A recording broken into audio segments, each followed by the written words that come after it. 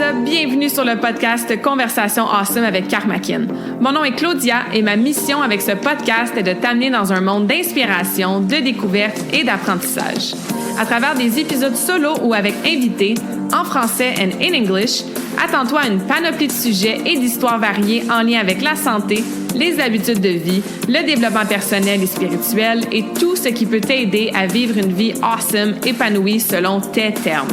I am honored and so grateful that you're here. Merci de partager le podcast en grand nombre, de t'y abonner et de laisser 5 étoiles et un review sur ta plateforme d'écoute préférée. All right, let's dive in dans la nouvelle conversation de la semaine et merci encore d'être à l'écoute. You're awesome.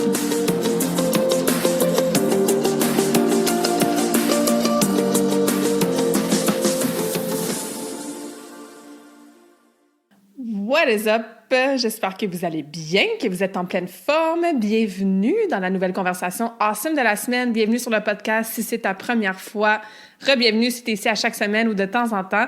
Ça me fait toujours vraiment plaisir de savoir que vous êtes à l'écoute, d'avoir votre feedback, d'avoir vos commentaires, vos questions après l'écoute de certains épisodes.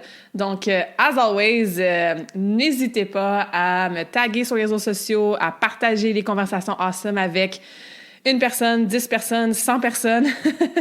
On arrive aux 3 ans du podcast dans quelques jours. Donc, le 11 février 2021, c'est la date du lancement du podcast. J'en reviens pas que ça fait 3 ans, comme ça passe tellement vite. Mais en même temps, il s'est passé tellement de choses, fait qu'on dirait qu'il y a eu genre 5 lifetimes différents dans les 3 dernières années, et même plus que ça. Je dirais 50 lifetimes différents dans les 3 dernières années. Wow! Fait que, encore une fois, merci. Merci d'être à l'écoute. Merci de laisser un review sur Spotify ou Apple. Merci de me le dire que tu l'écoutes, le podcast. Merci de le partager. C'est ce qui fait qu'après 3 ans, on est encore là. 160 épisodes. J'ai regardé un peu mes stats, là, parce que c'est ça, dans le fond, le 11 février qui va être la date officielle, si je peux dire, de célébration. Mais c'est ça, je voulais faire un petit post avec des stats, tu sais. Puis c'est ça, c'est 160 épisodes. C'est entre 75 et 80 invités. On a fait 7 épisodes de la relève Karmakin avec des jeunes. D'ailleurs, on est dû pour un épisode comme ça. Fait que si vous avez des ados, des jeunes dans votre entourage qui sont absolument awesome, qui ont des passions quelconques, qui peuvent nous apprendre des belles leçons, qui ont une sagesse, une maturité vraiment nice pour leur jeune âge, qui ont un projet quelconque sur lequel ils travaillent, n'hésitez pas à me les envoyer, à me partager leurs contacts, à nous mettre en contact. Là, on serait dû là, pour un épisode relève de Karmakin. Mais ouais, c'est ça, c'est plus de... Je pense qu'on est rendu à presque 21 000 downloads.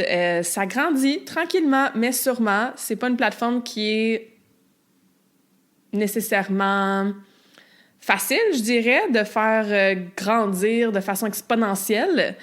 Mais je continue à le faire, je continue à show up à chaque semaine pour vous, je continue à inviter des invités awesome, à avoir ces conversations-là avec eux. Donc, encore une fois, merci d'être là de près ou de loin dans la vie du podcast, dans cette communauté-là audio qu'on crée ensemble à chaque semaine. Donc, aujourd'hui, un nouvel épisode. Ça va être un épisode un peu plus court. Je suis pas très bonne pour faire des épisodes plus courts, là. Donc, même quand je dis que ça va être des épisodes plus courts, je me ramasse à faire des 25, 30 minutes, 20 minutes. Fait que je sais pas combien de temps ça va durer aujourd'hui, mais j'ai vraiment abandonné l'idée de faire des quick episodes de genre 5 à 10 minutes parce que visiblement, c'est pas ce que je préfère. J'aime ça vous jaser. J'aime ça plonger en profondeur dans un sujet. Puis même quand c'est pas nécessairement une espèce de masterclass là, dans l'épisode, c'est ça. Il y a quand même beaucoup de choses que je veux vous partager. Alors, quand je dis « ça va être un épisode plus court », attendez-vous pas à 5-10 minutes. Là. C'est sûr que ça va être au moins 20 minutes. Mais aujourd'hui, en fait, je voulais faire un peu du pouce à l'épisode 139. Si t'as pas écouté l'épisode 139, va l'écouter après celui-ci. Dans le fond, le titre, je pense, c'était « Comment arrêter de se sentir coupable ».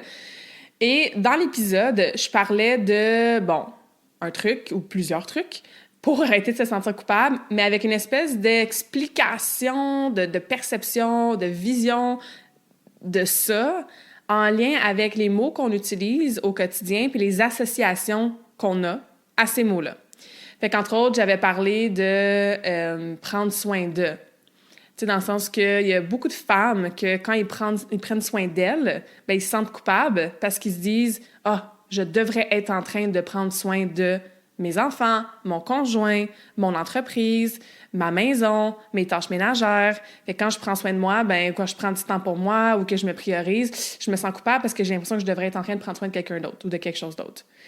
Et là, j'avais expliqué comment utiliser le prendre soin d'eux, mais le ramener à soi. J'avais aussi partagé un exemple personnel au niveau du travail, que moi, j'ai encore la petite voix qui me dit « tu devrais travailler plus ». Fait que j'avais commencé à utiliser ça, je travaille, quand je faisais n'importe quoi. Je suis sur mon paddleboard d'été, ben je travaille sur ma vitamine D au soleil. Je suis avec des amis lors d'un brunch, ben je travaille mes relations amicales, tu sais. Puis moi, j'ai une association positive au mot travail, fait que ça me rajoute pas du stress là, de penser que je suis en train de travailler tout le temps. Mais bref, je te résume ça super vite parce que je vais pas répéter tout ce que j'ai dit dans l'épisode 139, mais c'est un épisode que j'avais reçu beaucoup de feedback positif. Je pense que ça vous avait vraiment aidé à revoir certains de ces mots-là de façon plus positive, à changer votre perception, même votre utilisation de certaines expressions. Fait qu'aujourd'hui, je veux faire un petit peu la même chose, mais avec 2 autres mots, 2 autres actions qu'on fait tous, hein? Puis souvent qu'on associe vraiment à quelque chose de négatif, inconsciemment ou consciemment. Puis juste de tweaker un petit peu notre perception, ben je pense qu'un peu comme à l'épisode 139, ça devrait vous aider au quotidien de différentes façons. Entre autres avec votre mindset, avec votre humeur même. Fait que le premier mot, c'est le jugement. Puis ça, j'ai entendu ça sur un podcast. Malheureusement, je me souviens plus où, qui, quand, parce que j'en écoute tellement des podcasts. Puis la façon de percevoir le mot jugement ou juger quelque chose ou se juger personnellement, ben j'avais trouvé ça absolutely brilliant. Fait que je veux vous partager ce que j'ai compris de ça puis ce que j'applique maintenant depuis plusieurs mois pour ma vie, en fait. Puis pour moi-même. En tant qu'humain, on juge. Et en tant qu'humain, j'ai comme l'impression que 99% du temps et 99% des personnes, ben, on associe le mot jugement à quelque chose de négatif. Genre, je me suis sentie jugée. Ah, je la juge parce qu'elle a fait quelque chose. Je veux pas juger, là, mais voici mon opinion sur la personne. Hein? Je pense qu'on peut tout relate à l'utilisation de ce mot-là de façon négative. Un jugement, souvent, on l'associe à « c'est quelque chose qui est pas positif ». Et là, dans le podcast que j'écoutais, qui a vraiment fait un gros ding-ding dans ma tête, la personne expliquait que dans le fond, là, un jugement, c'est neutre. Un jugement, en fait, c'est d'émettre une opinion. C'est de juger quelque chose. C'est selon nos perceptions, selon nos expériences de vie, selon notre mindset, selon nos croyances, selon plein de choses, ben nous, on met une étiquette, on met un jugement sur la dite personne, la dite situation, la dite chose. Sauf qu'on peut juger positivement. Si je dis que le concert hier soir, c'était le meilleur concert que j'ai jamais vu de ma vie, c'est une opinion personnelle, mais c'est aussi un jugement quand tu y penses. Je juge le concert et parce que moi, je l'ai vraiment aimé, ben je le juge positivement. En passage artistique, que si vous ne savez pas, ben c'est le sport que j'ai fait toute ma vie, ben on a des juges qui nous regardent et nous jugent. Fait que quand le juge me met un +1 ou un +2 sur mon double lot, ben j'ai été jugée, mais j'ai été jugée dans le positif. On a bonifié mon score. Parce que mon saut, il était haut, il y avait de la vitesse, je l'ai bien atterri, il était solide. Donc, c'est littéralement un jugement, mais c'est dans le positif. Tout comme si j'avais tombé un double axel, ben là, on m'aurait jugé dans le négatif parce que j'ai tombé, j'ai fait une erreur. Quand on pense encore plus spécifique, là, le juge ou la juge là, dans la cour, là, quand il y a des tribunaux, puis que, vous voyez la scène là, qu'on voit souvent, mettons, dans Suits, là, ou dans Lincoln Lawyer, ou dans d'autres épisodes là, qui parlent vraiment du droit, puis de la... des fois, c'est la politique, mais j'allais plus dire le droit, puis les crimes, puis bref. La personne qui juge là, avec son petit... j'ai pas le terme. Moi, j'appelle ça un marteau, là, mais bref. Ben, il y a un jugement. J'aurais vraiment dû écrire les termes parce que c'est sûr que là, je dis n'importe quoi. Visiblement, je suis pas familière avec comment ça se passe dans une cour suprême puis dans ce genre d'environnement-là. Mais les 10-12 personnes là, qui sont là puis qui doivent juger si la personne est coupable ou est témoin, voyons, pas témoin, coupable ou non coupable, puis qu'il y a des témoins. Bref, mon analogie a peur de son sens, mais vous me suivez. Bien, ces gens-là, ils jugent. Puis s'ils jugent non coupable versus coupable, ben, il y a une connotation, une association différente à cette action-là de juger. Fait que pourquoi je vous donne tous ces petits exemples-là? Ben, c'est parce qu'au lieu de juger avec une connotation négative, pourquoi on ne switch pas ça avec « je juge » avec une curiosité? Ou j'émets un jugement neutre. Ou je juge, mais de façon positive. Even better. La personne sur le podcast disait qu'il y a beaucoup de gens qui, et moi inclus, on essaye de pas juger dans la vie. Puis c'est même des choses que des fois on va dire à voix haute, tu sais. Comme, non, tu sais, moi, je juge pas, ou on va dire ça, on va dire que c'est une qualité de quelqu'un, hein. Ah, cette personne-là, elle juge pas. Puis, mon Dieu, le nombre de fois que j'ai ce commentaire-là de mes clientes que j'adore et je reçois et j'apprécie, mais comme, Claudia, on se sent vraiment pas jugé avec toi dans ton coaching. Et c'est un compliment, c'est une super belle qualité. Mais pourquoi? Parce qu'on associe se faire juger à quelque chose de négatif. Et c'est totalement normal, parce que dans la société, ça a une connotation négative. Mais pour toi, là, en tant qu'individu, qui te juge toi-même probablement, genre, tu t'habilles le matin, puis t'es comme « Ah, on voit mon bourrelet » ou « Ah, j'ai vieilli, j'ai des cheveux blancs, j'ai des rides d'en face », puis comme « Ah, je suis pas bonne », tu sais, c'est des jugements, mais j'aurais envie de dire, c'est de la critique interne, tu sais. Mais de dire « Hey, ce chandail-là me fait bien », c'est un jugement positif. Tu as émis une opinion sur de quoi tu as l'air ce matin. Fait que je sais pas si toi, ça résonne. Je sais pas si ça t'a fait un peu le même aha moment que moi j'ai eu. Mais depuis ce temps-là, j'essaie vraiment de voir le jugement toute seule comme quelque chose de neutre. En fait, tout est neutre dans la vie. Everything just is. Et c'est nos propres perceptions teintées de tout ce que j'ai déjà nommé qui vont faire en sorte qu'on va associer quelque chose de bien, de moins bien, de confortable, de moins confortable, de santé, de moins santé, de healthy, de not healthy, qui est la même chose en anglais, mais bref. Fait que j'ai comme décidé de mettre le mot jugement là-dedans aussi. Fait que, observe dans les prochains jours. Observe si tu te juges toi-même, si tu juges les autres. Essaye de juger positivement, juste pour te pratiquer à muscler ce muscle-là du mot jugement de façon aussi positive. Puis vois comment ça résonne dans toi, vois comment ça se ressent dans ton corps. Puis partage-moi si c'est un aha moment ou partage-moi une chose que peut-être que tu jugeais toujours négativement, puis que là, dans ta vie, tu décides de juger aussi positivement. Puis jugeons avec curiosité. Tu sais, j'ai beaucoup aimé ce mot-là, en fait. Tu sais, soyons curieux. Au lieu d'émettre tout de suite une opinion, un jugement fermé, un jugement négatif, ben comme, jouons avec ça un petit peu. Comment je peux juger cette situation-là ou cette personne-là avec curiosité? Fait que ça, c'était un peu le premier mot que je voulais qu'on décortique un peu ensemble, qu'on rewire aussi dans notre cerveau, dans notre conscient, dans notre subconscient. Parce que, c'est pas la première fois que je le dis, je suis tellement pas la seule à le dire.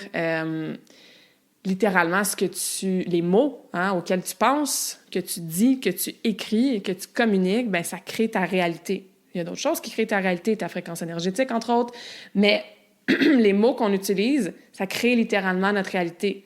Fait que si tu es toujours en train de te juger négativement, bien, tu vas créer des opportunités de te juger encore plus négativement.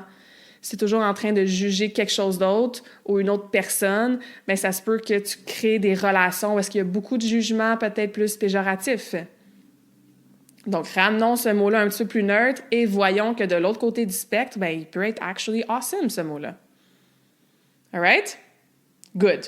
Le prochain mot, c'est pas un mot que je vais aller dans le même sens, dans le sens que je vous encourage à l'éliminer peut-être ou réduire son utilisation de beaucoup et peut-être le remplacer à la place par quelque chose d'autre. C'est un comportement aussi, ça va dans le même sens que juger, OK?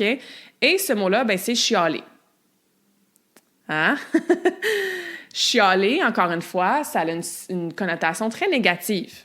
Il y a personne qui trouve ça super agréable de passer 1 heure, 2 heures et même 10 minutes avec quelqu'un qui chiale tout le temps. Peut-être que vous avez des enfants, des ados, puis ils sont toujours en train de chialer. Peut-être que votre conjointe, ben, il commence à être chialeux, là, plus qu'ils vieillissent. J'avais le congrès de la santé intégrative il y a pas longtemps, puis il y avait Éric Simard qui est, mon Dieu, docteur en biologie, rechercheur, vraiment, vraiment intéressant. Puis, il fait beaucoup de ses recherches sur la longévité. Donc, comment on peut ajouter 30 ans à notre vie, mais 30 ans en santé, tu sais. Puis, c'était super intéressant, puis le pilier principal qui décrit les centenaires, donc les gens qui vivent là, de 100 à 120 ans en santé pendant cette période-là, puis leur santé à eux, habituellement, ben, ils déclinent vraiment rapidement. Fait que c'est pas comme au Québec, oui, on vit peut-être jusqu'à 83-84 ans, mais on rentre dans le système de santé genre à 70 ans, là, puis les gens sont malades, puis ils vont pas bien pendant comme 12 à 15 ans, tu sais. Les centenaires, ils sont en santé jusqu'à 100, 102, 105, 110 ans. Puis là, habituellement, ben règle générale, il y a des exceptions à toute règle, évidemment. Puis pour le chialage aussi, je vais y revenir. Mais leur santé décline assez rapidement, tu sais. Mais ils vivent une longue vie, longue en santé. Bref. Puis il disait que le point le plus important que la plupart de ces centenaires-là avaient en commun, c'était leur personnalité, leur mindset, leur attitude. C'est des vieilles personnes qui sont ricaneuses, qui prennent la vie à la légère, qui se prennent pas au sérieux, qui rient au quotidien, qui s'en font pas avec des petites choses, qui sont en mode solution versus problème, qui amènent de la joie au quotidien. Ben ça avait un plus grand impact que les piliers de la santé, nutrition, évidemment, mouvement, évidemment, sommeil, évidemment, gestion du stress, qui va aussi un petit peu avec la personnalité. Puis là, il disait, la bonne nouvelle, c'est que les chialeux, ils meurent plus vite. Et là, oui, je sais qu'on connaît peut-être tous quelqu'un dans notre famille ou qu'on a déjà entendu quelqu'un qui disait, je sais pas moi, telle personne, mon Dieu, est rendue à 70, 75, 80, 90 ans. Puis c'est comme des petits vieux qui chialent tout le temps, là, tu sais. Fait qu'encore une fois, il y a des exceptions à toute règle, mais il y avait des statistiques vraiment intéressantes sur ça, en fait. Quand tu es une personne qui chiale pas, qui se plaint pas, ben tu vis plus longtemps. Ou du moins, tu as plus de chances de vivre plus longtemps. Fait que pour revenir à ce mot-là, un mot que je peux vous encourager à utiliser à la place, c'est partager. Fait qu'au lieu de dire « faut vraiment que je chiale là, sur telle situation qui s'est passée au travail aujourd'hui », en anglais, on dit comme « I need to vent ». Faut que je ventile, faut que j'évacue. Puis c'est ça, des fois, ça a vraiment une espèce d'aura comme de chiolage, là, ce qu'on fait ou ce qu'on peut entendre. Ben, à la place, juste de switcher et d'appeler ça un partage. Parce que partager, non seulement c'est plus neutre comme mot, mais ça a aussi une connotation très positive, Les enfants, là, qui apprennent à partager à la garderie, mais quand ils commencent à partager, on est donc bien fiers d'eux, puis on trouve ça donc bien awesome. Il y a personne qui dit « Hey, cette personne-là a partagé son lunch avec telle personne, c'est donc bien une mauvaise personne. » Ben non, partager, sharing is caring, comme on dit aussi en anglais, c'est un super mot positif, à connotation positive dans la société et donc de la façon qu'on est programmé. Fait que tu peux partager avec opinion, avec jugement, neutre, tu sais, pour mêler les deux ensemble, là, ben cette situation-là au travail que tu as vécue. Puis encore une fois, l'idéal, ça serait d'éliminer le plus possible ce chiolage-là. Parce que pensez-y, puis même chose, je vous parle de ça aujourd'hui pour vous mettre en mode observation dans les prochains jours, dans les prochaines semaines. Observe-toi quand tu es en train de chialer. Est-ce que tu chiales sur quelque chose sur laquelle tu as le contrôle? Et souvent, c'est non. On chiale sur la température, on chiale sur le trafic, on chiale sur les politiciens, on chiale sur telle personne qui est en retard, sur mon vol a été retardé, sur ils ont perdu mes bagages, sur il n'y a plus de brocoli à l'épicerie. Tu sais, on chiale très souvent sur des choses qu'on n'a pas le contrôle. Fait que tu leaks ton énergie, tu perds ton énergie, puis ça affecte littéralement ton état dans lequel tu es, dans lequel tu vis. Puis tu vas attirer plus de raisons de chialer et plus de gens qui vont chialer. Fait que là, je t'entends réfléchir puis dire « Ouais, mais Claudia, des fois, ça fait du bien. » Et oui, des fois, on a besoin de ventiler, de partager, de d'exprimer qu'est-ce qu'on a sur le cœur. Mais encore une fois, juste de tweaker ça avec ces mots-là, avec ces connotations plus neutres ou positives, essayez-le, vous allez voir, ça va changer. Ça va changer des choses. Donc, chialer versus partager. Et pour faire tout ça, puis je vais finir là-dessus, ben la position de l'observatrice, ça devient ta position préf là, dans les prochains jours. Et très souvent. Moi, j'adore être dans la position de l'observatrice. Vous m'avez entendu dire ça sur plein de podcasts. Je répète rapidement c'est quoi. Dans le fond, tu es la spectatrice de toi-même. Tu es en mode prise de conscience, en mode awareness, en mode je suis consciente que je m'observe. Puis quand on observe, on est d'un point de vue éloigné de soi-même. On est d'un point de vue neutre. C'est beaucoup plus facile de ne pas être pris dans justement ces jugements-là, ce chialement-là, ce chialement, ce chialage, hein, je pense que ça se dit mieux, ces interprétations-là, ces perceptions-là, etc. On fait juste observer, comme « Ah, j'observe qu'aujourd'hui, j'ai chialé pas mal au travail. » Ça, c'est l'observation neutre. Versus « Ah, fuck, j'ai encore chialé full au travail, là, puis comme, là, j'essaie de moins chialer, puis Colin, ça me met dans une mauvaise humeur, puis là, qu'est-ce que les gens vont dire? Puis là, comme, ça m'a changé ma vibe pour l'après-midi, puis j'ai vraiment pas passé une bonne journée. » On n'est pas dans l'observation, là, on est dedans dans le chialage. Vous comprenez? Ah, j'observe que je suis en train de manger mes émotions, puis que, ouais, je suis en train de manger pas mal trop de chips en ce moment. Versus, je suis pas dans la position de l'observatrice et je suis en mode soit autopilote, automatique, que tu manges, puis tu te rends compte après qu'est-ce que tu viens de faire, ou tu es en mode, justement, critique, jugement négatif envers toi-même, tu es découragé, tu devrais pas faire ça, tu te sens coupable, etc., etc.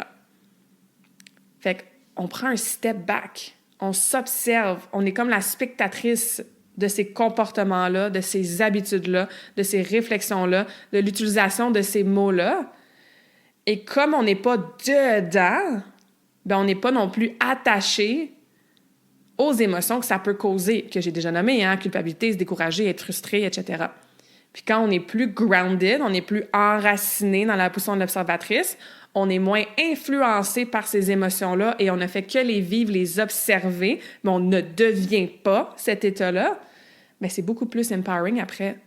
Parce qu'après ça, tu as le choix d'arrêter de manger des chips, d'arrêter de chialer ou de demain essayer de faire mieux puis de t'observer, partager au lieu de chialer, juger positivement au lieu de juger négativement. Donc, pratiquez-vous à vous observer cette semaine. Prenez des notes. Le journaling, genre, je pense que tous mes invités à qui on parle de ce genre de sujet-là, ou qu'on parle de mindset ou d'objectifs ou de s'améliorer, ben la plupart, on parle de journaling, d'écrire, de s'observer, de mettre ça sur papier, de faire mieux, etc., tu sais. So, keep track, faire le suivi. Fait que voilà, ce que j'avais envie de vous partager pendant ce 160e épisode en mode solo, aujourd'hui, au mois de février, alors qu'on célèbre très bientôt les 3 ans du podcast. As always, hein, si ça résonne, c'est un aha moment, si tu veux me partager comment tu vas changer peut-être d'autres mots, hein? On a parlé de, épisode 139, culpabilité, travailler, prendre soin d'eux. Aujourd'hui, on parle de se juger, jugement, chialer, partager, etc. C'est ce genre d'épisode qui vous aide. Si vous avez d'autres mots que vous voulez partager, d'autres expressions, bien, c'est comme ça qu'on améliore notre mindset. C'est comme ça qu'on crée une meilleure réalité. Puis c'est comme ça qu'on va mieux au quotidien, hein? Tu sais, je veux dire, être toujours en mode jugement négatif, puis chialer, puis se sentir coupable, puis c'est pas tant nice. Puis la vie est tellement courte. Fait que pourquoi pas avoir des mots, des expressions, des pensées, des comportements qui sont plus dans le positif, tu sais.